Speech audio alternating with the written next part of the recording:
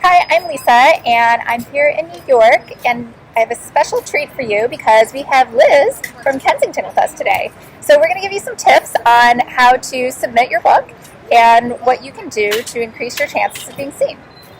So why don't you tell us a little bit about you? Okay, well, my name is Liz. I work at the editorial department of a book publisher, Kensington Publishing. We publish many different kinds of books, but I guess we'll focus today mostly on romance, since I know a lot of the people out there are probably romance writers. I love romance in all subgenres, and I've been working in book publishing for 4.5 years, something like that, reading my whole life. And before that, your parents were in media, so you were meant to work in publishing. Maybe, I hope so. Can you tell us more about who Kensington's best-selling authors might be? Well, probably Fern Michaels, Lisa Jackson, William W. Johnstone, not a romance writer, but very popular. Those are probably the three biggest. Joanne Fluke, who is a cozy mystery author. She's really popular too. Great. So let's talk more about romance. So what's the biggest trend that you see happening in 2017? Is the Billionaire and Stepbrother craze dying out, or is it getting stronger? I'm speculating that it might be hard to get those titles in print. Okay. But that is probably a healthy niche for them online. So why don't you tell us, how does the slush pile work, and how can authors increase their chances of being seen? I do think that the slush pile, so the slush pile in general everywhere, I do think that having an agent submit for you really helps. So query agents first instead of going directly to the publisher.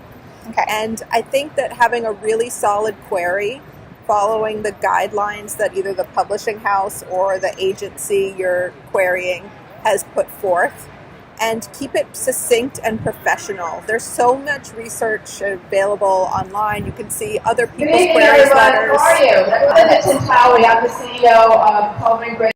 All right. So we know it's great to have an agent. Does it help, or does it make a difference to you if an author comes to you with a really strong platform of followers and likes, their social media platform? Yes. I do think that a lot of editors and readers care about the author's platform, and even if an author is a debut, so they don't have 1 million followers on Twitter yet, as long as we know that they understand the importance of social media and having an internet presence and are willing to work on it, I think it's fine. And do you think authors should submit their rough drafts as best as they can polish it, or would you advise them to work with a developmental editor before they send it to you? I would definitely advise that they work with either beta readers or editors or critique groups, something, before they sent it to anyone, an agent or an editor.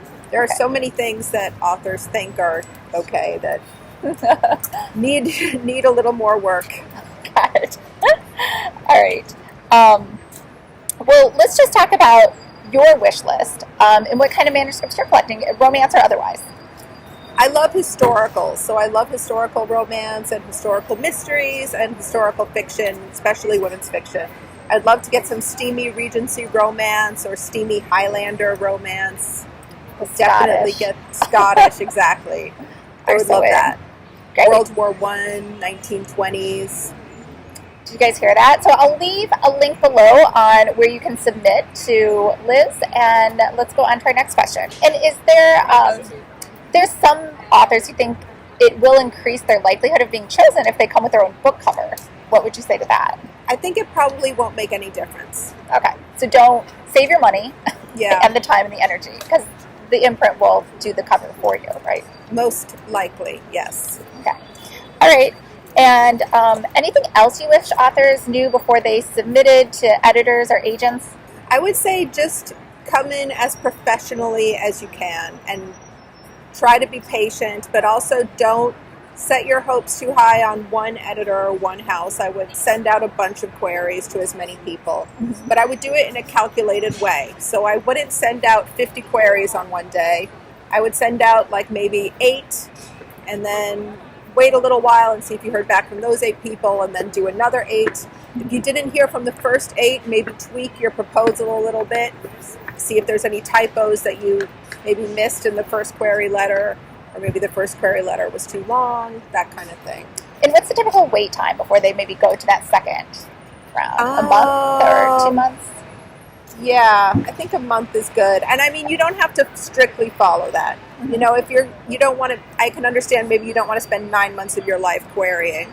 So I would just, do it, maybe 20 the first month, 20 the next month. See how much you can pace yourself, I guess. Good. All right. Well, thank you so much for coming on and telling us all about how authors can submit. No problem. My pleasure. I hope it was helpful. Yeah. Bye. Bye.